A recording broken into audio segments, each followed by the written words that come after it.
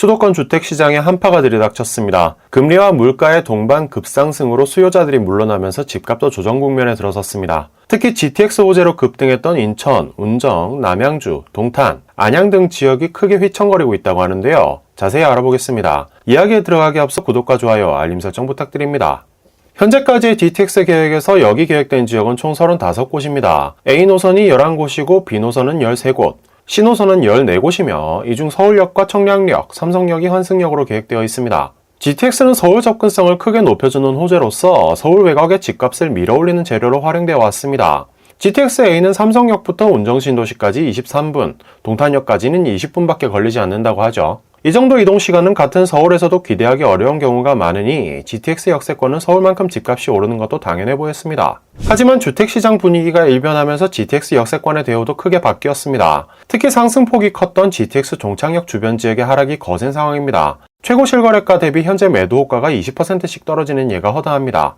GTX-A 시종착역인 운정역 일대가 대표적입니다. 동패동 운정신도시 아이파크는 소위 힐프와 중대대의 필두로 명실상부 운정신도시 대장주로 취급됩니다. 올해 초에도 전용 109제곱미터가 15억을 돌파하면서 대서특필된 바 있습니다.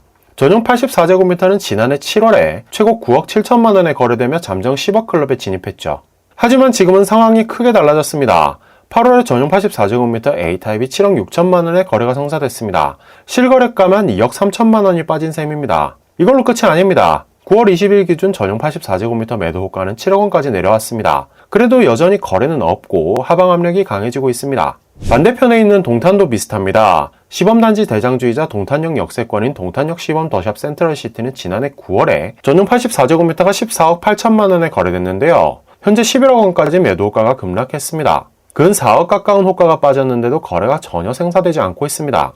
착공에 들어간 A 노선도 이 모양이니 B, C 노선은 상황이 더 안 좋겠죠. 양주 덕정 서이스타일스 2단지 전용 84제곱미터는 지난해 11월 6억까지 올랐었지만 올해 8월에는 4억에도 거래가 성사됐습니다. 30% 넘게 실거래가가 빠졌습니다. 인천 송도나 일산, 용인, 의정부, 안양, 의왕 등 서울 바깥의 GTX 역세권은 어김없이 다 빠졌습니다. 서울에서도 동대문구 등 도심 이외 지역에서는 하락폭이 컸습니다. 그나마 안산이나 남양주, 마석 등 상승기에도 크게 관심을 받지 않았던 지역들은 충격이 적은 편이었고 애초부터 GTX의 실질적 목적지인 강남이나 성동, 용산, 성남 등은 소폭 하락했으나 아직 견고한 시세를 유지하고 있습니다. GTX 호재가 시세에 큰 영향을 미치지 않았기 때문으로 해석됩니다. GTX 역세권의 하락은 큰 파문을 남기고 있습니다. GTX 역세권 단지들은 일대 대장주를 겸하는 경우가 많기 때문에 주변 단지들도 일제히 대장주의 낙폭에 따라 키 맞추기에 들어간 상황입니다. 운정신도시의 해솔마을 7단지 롯데캐슬은 전용 84제곱미터 호가가 5억 4천만 원까지 내려왔습니다. 지난해 5월에 6억 9천만 원에 거래됐었는데요. 올해 8월에는 5억 8천만 원까지 실거래가가 내려왔습니다. 운정신도시 아이파크에 비해 확실히 적은 낙폭이지만 여기도 1억 이상 실거래가가 깎였습니다. 송도도 한번 볼까요? 인천대 입구형 역세권이 송도더샵 퍼스트파크 전용 84제곱미터는 지난해 9월 14억 7천만 원으로 실거래됐으나 올해 7월에는 10억 8천만 원까지 실거래가가 내려왔습니다. 호가는 11억 원입니다. 낙폭은 최대 4억 4천만 원입니다. 역세권 외곽은 확실히 상황이 안 좋습니다. 더샵 송도 마리나베이는 전용 84제곱미터가 최고 12억 4,500만 원에도 거래됐었는데요. 올해 9월에는 같은 타입이 7억 9천만 원으로 거래됐습니다. 호가는 현재 7억 8천만 원까지 깎였습니다. 송도 더샵 퍼스트파크와 비교하면 키 맞추기의 냉정함을 한눈에 확인할 수 있습니다.